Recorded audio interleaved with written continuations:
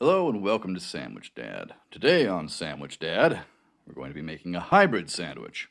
We'll combine the French dip with the classic Reuben. We've got our quarter baguette, we've got our corned beef, and Swiss cheese, some wine sauerkraut, beef broth, and some Thousand Island dressing. I'd have made Russian, but I wasn't in a hurry. Anyway, butter in a pan. Saute some onions and some garlic. When it looks like that, pour a little beef broth in there. Dash of Worcestershire as well. Split your baguette, apply your Thousand Island dressing, and toss your beef in your pot. I'm dismayed to report I only had one slice of Swiss cheese, so apologies to the purists, here's some cheddar.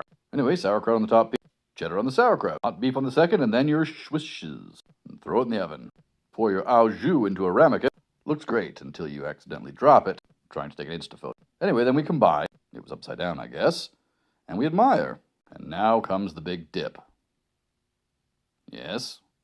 And the taste test. A nice big stretch. And our rating. This was incredible. 5 out of 5 easy chairs. Sandwich Dad, good day.